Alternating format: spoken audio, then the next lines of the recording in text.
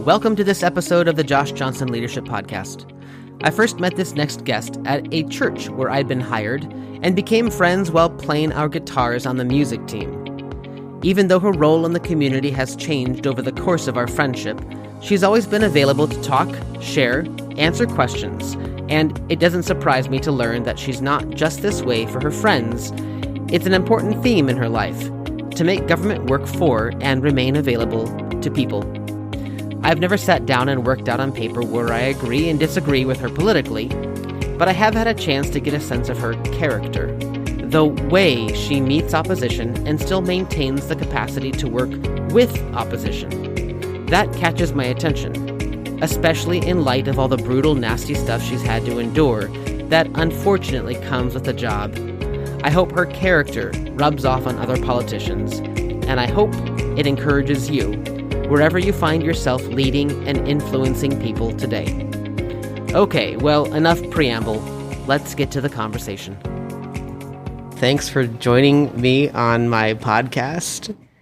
And why don't we start off with you telling us what you do and how long you have been doing it? My name is Lily Morgan. I am a native of Grants Pass. I was born and raised here in Josephine County.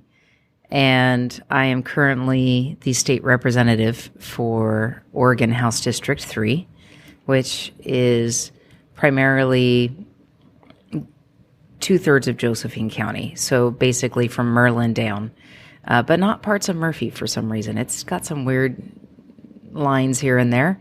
But I still will work with people from all over the county. As a former county commissioner, I still, the whole county is mine. It's home. And so everybody's our neighbors. And so it's one of those things that, based on the topic, you just help people out wherever they're at. Mm-hmm. So how long have you been a state representative? I am ending my second year and that's my first term. So on January 9th, I get sworn into my second term. And our session starts January 17th. So I'm in my first term. I'm still very new at this. What do we call you? Are you a politician? Are you a civil servant? Are you an elected official? What do you like to, what word's the best to kind of refer to your profession? My profession, I still see myself as a parole officer. And even though I haven't been that for going on 7 years, it was the majority of my career. And I've actually spent the majority of my life in some form of the criminal justice system. And even now as a state representative, I got my assignments to my committees yesterday, and I am assigned to the Judiciary Committee. I'm assigned to behavioral health and healthcare, and those are both related to my ongoing career. I've worked with individuals in addiction and with mental illness, and so the behavioral health is a fit, and the judiciary, that's the courts, that's the jails, that's the patrol, it's the whole system of it. And for me, I want the justice system to work. I want it to be justice and not just this legal system that you stamp and move on, and there's no process that actually looks at each case individually. And so I still get to be a part of that world in my current job. And it's one of those things that in Oregon, they're citizen legislators. So the intention is that it's not a full wage. It is something that you're compensated while you're in Salem, but it's intended to be a part-time, not your full-time job, so that you go back in your community and you're still a part of your home. And for me, having been a parole officer, I couldn't go back to that after being gone for 6 months. So I had to find other jobs in the community. You said 6 months, six years. You've been gone from So when you get elected in November, 2 months later in January, you head to Salem for 6 months. Right. Okay. And then you're supposed to be home for 18 months. Well, along the way, that's changed. And the people voted in 2010, I think it was, that they would give us 35 days in the even-numbered years to do little fixes, technical fixes, budgetary fixes to get through the biennium. And it's turned into this massive short session that they try to stuff as much in of bills that really aren't vetted very well. And so there's always a need to fix something because they don't take the time to do it right. And it's a really frustrating process. I think it would have probably been better for us to have just the 6 months every other year.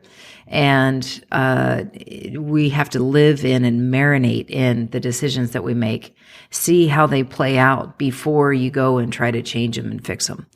And there's a lot of bills that went through last year that they haven't even gone to effect yet, and yet they're already doing the next phases and next phases. And it's like, well, we don't even know if that's working yet. Or it doesn't appear to be working. Can we change it? Oh, no, we got to keep doing this. So there's a interesting methodology of the timing of it, but coming home, I needed to be able to do something else. But I found when you go to look for a traditional job that is 8 to 5, it doesn't really let you do your legislative work, which is you have to be available for committees, task force, work groups, committee meetings every 8 weeks.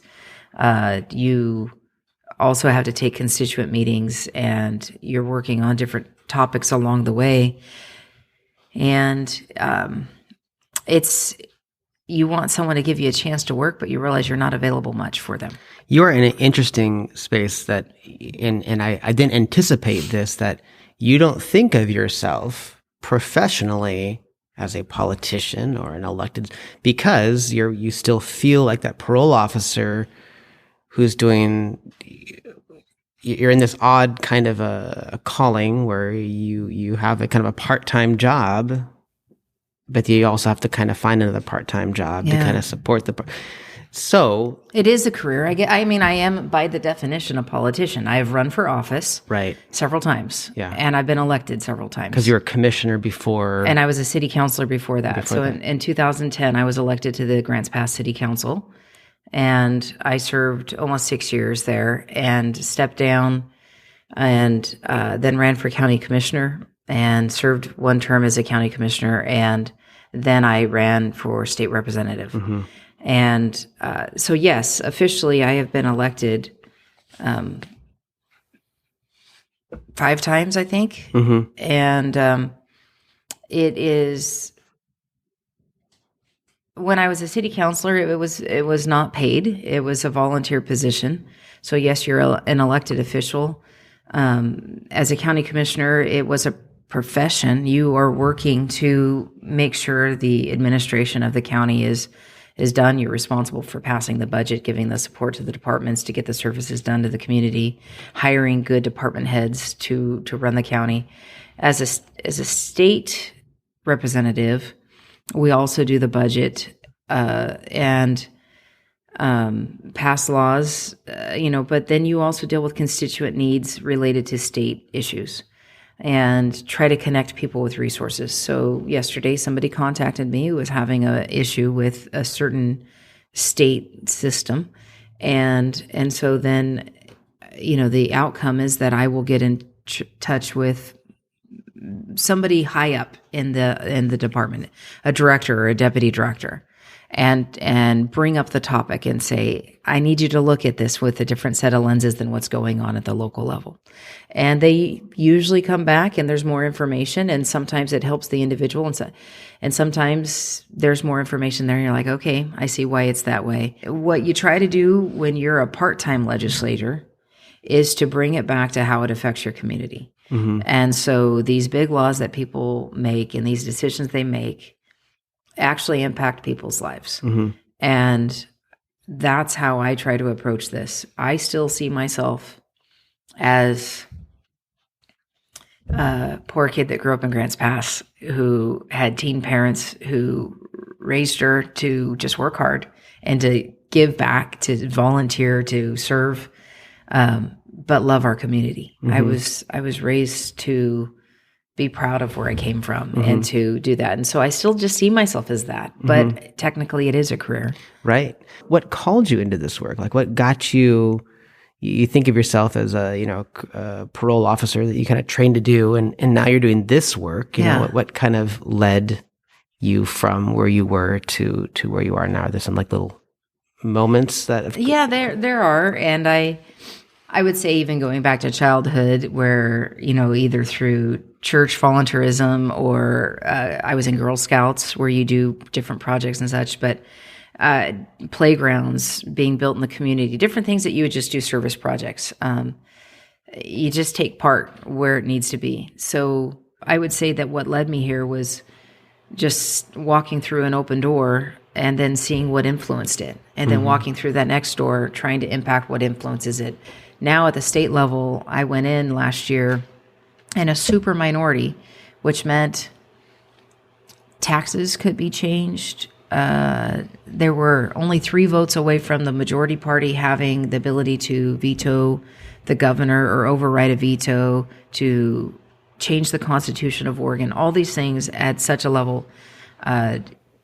You really couldn't get anything done that you believed represented your community unless you were intentional to work well with people from Portland that are on the opposite side of the aisle from you. So you have to build relationships and try to gain the respect that when you say, yes, but that's going to impact this in this way, that you're heard and maybe they'll consider changing it. And some of that was successful, and there's other ways that they weren't. That there was like, nope, this is important to my district, I'm going to push it through. We in Portland know what's best, and it's going to affect all of Oregon. And oftentimes, I even had people across the aisle that lived in rural Oregon. There's not many of them. But those that did, fighting on hey, this is a Southern Oregon rural issue. Let's fight together and stop this because, yes, we agree that impacts us in our community that way. But going into this next session, we're only in a simple majority. Say more, but what's the difference between a super and a simple majority? I'm still trying to figure that out. I kept asking that question. It's a real phrase? Apparently it is. Okay. So we do have the ability to stop taxes from being increased. It would take one of us to vote on a tax for it to get through, where before they had the votes to put a tax through without us. So I'm told that's the difference. So where that comes from, I'll give you an example. I was asked to sign on to a big omnibus bill coming into this next session. And remind me what omnibus means. Omnibus essentially is a huge bill that is on a little topic and it covers many areas. So they're basically throwing everything they can in this bill, a good and bad and the ugly, get thrown into this huge bill. And for instance, the first version of this housing bill is 88 pages. And they're like, we want you to sign on to it so we can have bicameral support. Bicameral means Senate and reps. So both houses, both chambers, and both parties. And I read through it, and there were some things in it that I thought would be of concern to our community. And I said, I'm not ready to sign on to it. I would love to work with you to get me to a yes so you can have bipartisan support. But I'm not there yet. And the response back was, but I know your community needs a water treatment plant. And that would impact how much housing you could build in Grants Pass. And it was said in a way that was either sign on to my bill or any funding for your water treatment plant that helps your community might be impacted. And that's an interesting, weird place to be in. Yeah, I kind of wanted to get into that a little, because I think anybody who's listening to this who has a position of influence, and whether it's even in your home as a parent or you run a business, but you're always trying to thread that needle of wanting to get things done that you think are going to be the best for your family or for your business, but you also want the people that you're representing or leading, or you want them to be happy about the decisions you make, and so you want to please them because they're your people, but sometimes those are not the same. So it's not always the same thing that's going to accomplish both those goals. And so sometimes you do need to work across the aisle, so to speak, even in our own lives, even if we're not elected politicians, but how do you, so you, that's a great example there.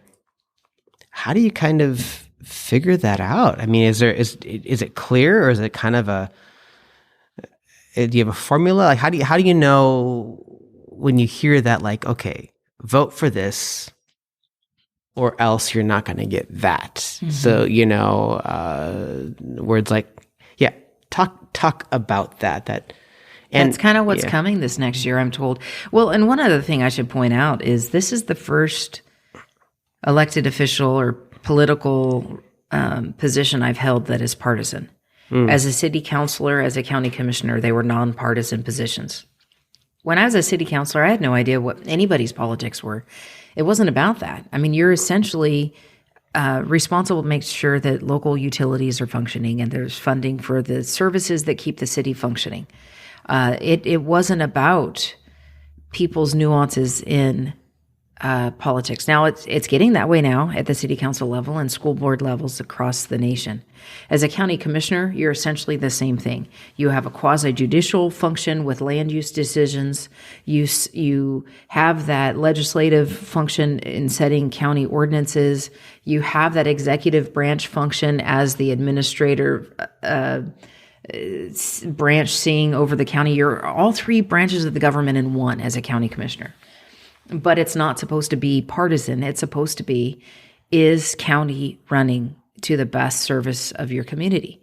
Now I go to the state level and you're elected first in a primary election to be the representative of your party. Mm-hmm. And then you have to face off with other parties and be the one selected for the whole district.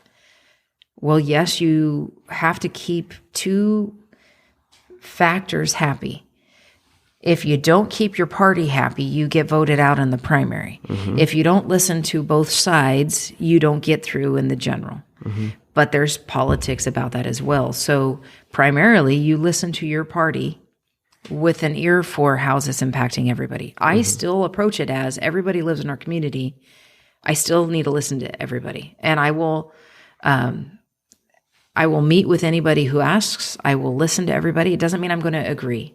There's bills that I jumped on that were sponsored by Democrats, since I'm a Republican, and helped get those bills through. Mm-hmm. And they were bills that weren't partisan bills. Mm-hmm. There was a bill about having a designation that if you are deaf or hard of hearing, that you can voluntarily have a designation on your driver's license or your registration on your vehicle, so that if you're pulled over by law enforcement and the ownership of the vehicle comes up, it sees they're deaf or hard of hearing. So if they're giving you a verbal instruction and you're not responding because you can't hear them, they have a heads up that's coming. The idea is that those in the car would be safe and the officer would be safe because they're able to communicate better.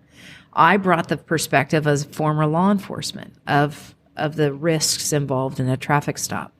They brought up the disability side of things, and I said, let's work together. And we got that bill through. Yeah. So that's how that started, is finding bills that should not be partisan and working together on them. Mm-hmm. It's burned me in some ways. Mm-hmm. But in others, I've fought for that too. You have, your personality is different than mine. For me, when I hear about what you do and all these different things that you're into, I think, man, that is a difficult job. I understand someone's got to do it. I wouldn't want to do it. It'd be hard to get up every morning and keep on going and making decisions that are going to make people mad or trying to tease out what's the right path forward in a gray space. And that's how I see it. Maybe I'm curious, why do you keep on saying yes to this job? What kind of keeps you going? Getting up every day and having a part-time job on the off season so that you two can part-time jobs so that you can continue saying yes to this position as an elected representative. You're doing a lot of work so that you can work, and so you must really like this job or feel a calling in this space. Yeah. Talk about what keeps you saying yes. I think there's a level of, at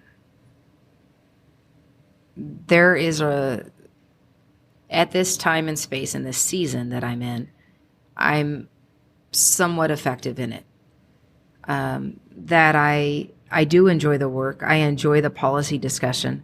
I have ability to delve into a lot of different topics on it. I just, going into this session, I'm no longer on the housing committee. So where I've delved 2 years into housing, I'm not even going to be in the committee anymore.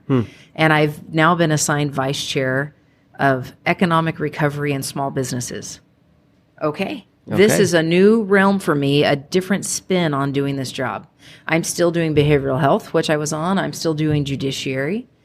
But healthcare got thrown in with behavioral health. So now there's going to be a side of that I haven't, there's always a little something different. There's always something to the job that means every day you're facing something different. And if I don't step up, I know somebody else will, right? It's a season but for now, I get to be. And in the legislature, I'm the only one out of 90 people in the Senate and the House that has experience with community corrections, which is parole and probation, where you see people's lives change, where they, through that assistance of case management and accountability, can go on a different path. And that's what I loved about being a parole officer. Well, now I get to bring that perspective at the legislature where there's retired cops, there's attorneys, but I'm the only one that was a parole officer. And that's kind of a unique spot to fill. But yeah, I do enjoy the work and the ability to gather information quickly and try to make a decision go, but it's hard. There are things I wrestle with, and even after the fact, I still wrestle with, did I make the right call or not? And there's things I wish I could go back and change. With everything that is new, you are in a learning curve. And you always want to do the choice that's for the best of the most of your community. But you know that it's not always going to please everybody. And in fact, I've been able to upset people on both sides of the aisle. So I figured that no, that's not the intent. But sure, it is difficult. But I'm not married. I don't have kids. I'm in a season I can do this, and I have the mental capacity and ability to do it. And so I still have a lot to learn, but for now, it's the season and the door that I'm in. I don't know what's next. Yeah.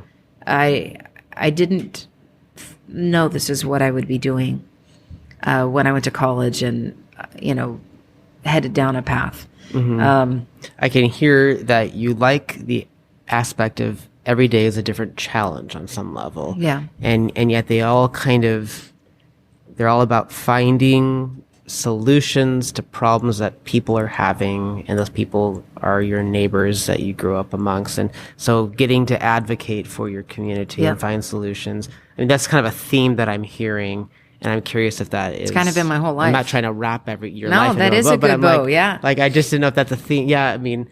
Josh, I still get contacted by people I used to supervise when I was a parole officer asking for help. I'm helping an individual right now who's trying to get his license back, who moved to Texas. And it's like, it's kind of neat to have their trust.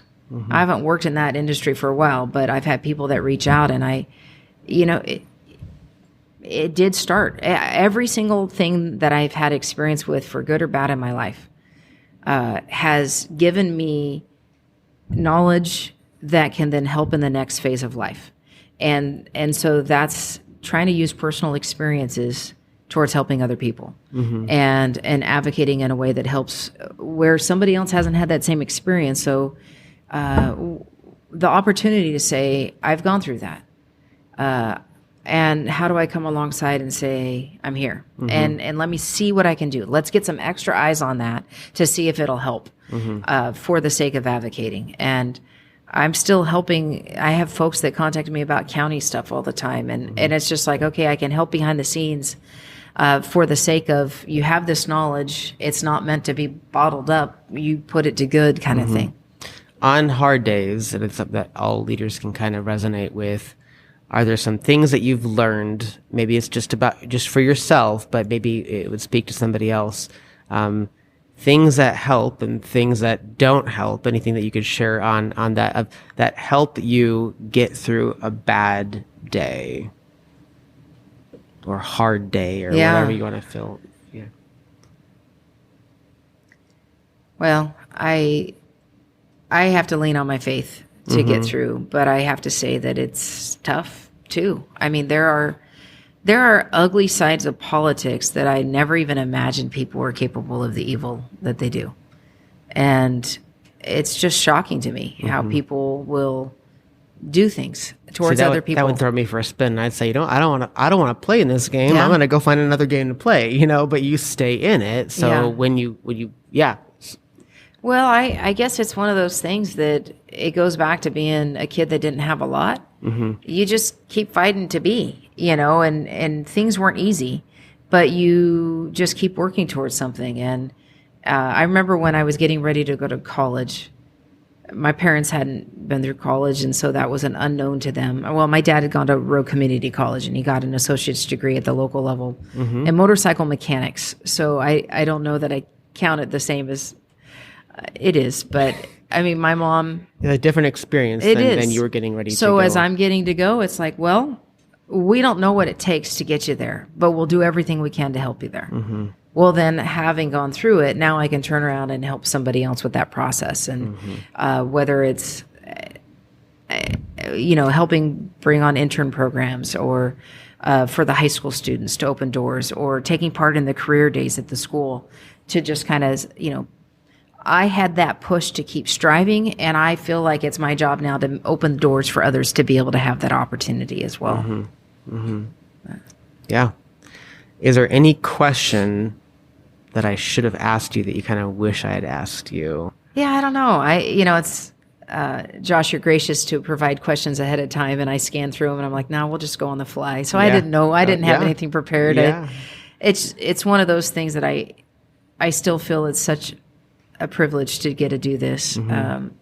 It is a sacrifice as well. My family often says, you put work before everything else. And it's because when something comes to you, that situation, that person is kind of at the point that, well, people just don't call their state representative necessarily every day, say, I need help. They try to go through all their steps first. And by the time they contact me, they're kind of like, I don't know what else to do. I need help. And so to say, well, sorry, I'm going to spend time with my family right now. I can't help you right now. Doesn't seem like the right answer. So you take that phone call or you do this. And so I don't always find the right balance. And I'm trying to learn that still. I'm still early enough in this to... I kind of feel, and those who know me know that I the word balance to me, I feel like it's this place that you're never going to get to. But we keep on acting like we're going to get there. Yeah. That's just my opinion. I'm like, I have not yet found balance in my life. And that for me as a Christian, that the idea of paradox and that, Jesus is fully God and fully man, and he can be the yes and the no at the same time. And no one else can, but in him, there is this possibility of, so for me, I'm like, balance, I can't find it. Yeah. But paradox, that you need to be 100% the best representative you can, 100% the best daughter you can, 100% the best sister, the best friend. You need to be all these things you can't be. Yeah. But it's required of you, or at least you see that requirement of yourself. But to start parsing it out, like you get 30% of me, and you get 20% of me, and you get 10% of me, and now I have to manage those. I'm like, so for me, when I hear someone talk about trying to find balance, I'm like, man, let me know if you find it. Because I don't know if that's a real thing. No, maybe it's not. But maybe it's just is hard. It's being intentional. Maybe this is what it feels like. Yeah. Like, I guess what if this is what it feels like to do a job well? Yeah. I don't know. And meaning it's not perfect, but maybe this is just what it feels like. And I don't know. I don't know. But that's just my wonderment. And so. No, I think you're absolutely right. Absolutely right.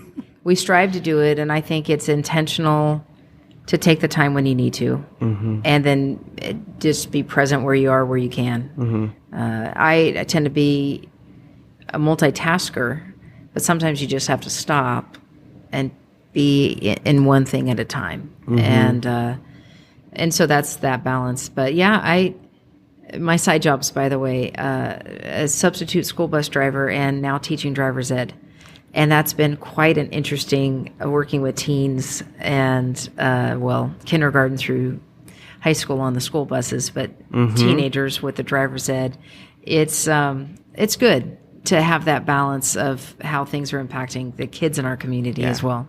I know that you're not this, you're a friend of mine, and I kind of know this about you, that you wouldn't be like, hey, teens, do you know like what a big deal I am? I'm up and I know that's not like how you roll, but does anybody know who you are? Like, we have a small community, you're not not a full-time politician. It's kind of a volunteer legislature. You had a phrase earlier about citizen legislator. You know, no, we do get a stipend every month. We're not like politicians in our community are not celebrities, I don't think. But I'm just kind of curious. Do the bus kids and the driver's ed kids, do they know who you are?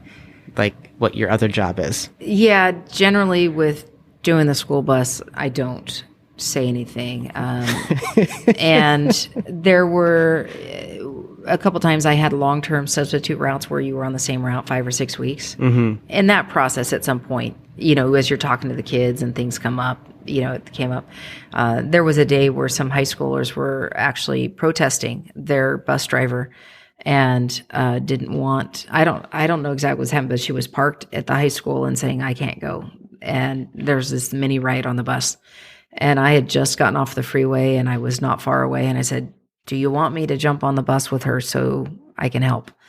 And they're like, "Yes, please." So I went to the high school and I parked my bus and I jumped on the bus and I just sat in the middle of the bus with the kids and I just started talking with them and asking them questions and just interacting, hearing them out of what their grievance was and then asking about what was next, what their plans were. And at some point I kind of offered and I said, "Hey, if you ever need something as an internship or a letter as your state rep, reach out to me." They were kids I'd had on a route for 6 weeks. I drove them in the morning. Somebody else drove them in the afternoon. Mm-hmm. So I knew them, and was part of, but usually I was driving in the front in the morning when they were tired to sit in the middle of the bus and get to hear them out. Yeah. And then the other one was doing driver's ed and the political signs come out. Yeah. So it was kind of funny when one of the kids goes, "Hey, that's your name." Yeah. Yeah. But then you just kind of go back to what you're doing. No, it's not fair to the other jobs you're doing to do that. And I'm not there as a politician. Exactly. But I that's one thing I do enjoy about Grants Pass. And I have not grown up here. I've only been here for 10 years. But it's a small enough community to where you can have your elected official as a bus driver. I mean, and I imagine for these kids, when they start learning about the government and later classes, I knew somebody. That's just interesting. It kind of makes government, and that's also a theme you've been talking about, is having government accessible to. That's an important theme for you, and we live in a community where that is the case, and these kids have that sense of, I'm within 1 or 2 degrees of separation, like relationally, to somebody who's making decisions in Salem for my community. And that's kind of an interesting thing, where when I was in Los Angeles, it just felt like city government was this thing so far. There's this curtain way back up there. And it's like, I don't even have to think about it. I'm never going to think about it. It's just important people doing important things somewhere in an important room. So that's been interesting here in Grants Pass to feel it's not so far away. Where you go to the grocery store, you're known. Where you go someplace, you're known. Yeah. You're more likely to bump into somebody anywhere you go. So, well, I think I have, I got all my questions out and my wonderings and my ponderings, and I'm thankful that you took some time here to share. And I'm hopeful that again, I have no idea who's going to be listening to this podcast. It's kind of fun, but trusting that as we listen deeper to each other's stories, whether they or I agree even with the flags you're flying, but trusting that if we listen deeper, we can learn something from anybody that will speak to our own life as a leader or as an influencer or as a human being wanting to make a difference in our world. And so I'm thankful that you opened up that door for us and gave us a chance to listen in. So thank you, Josh. I appreciate you too. Yeah.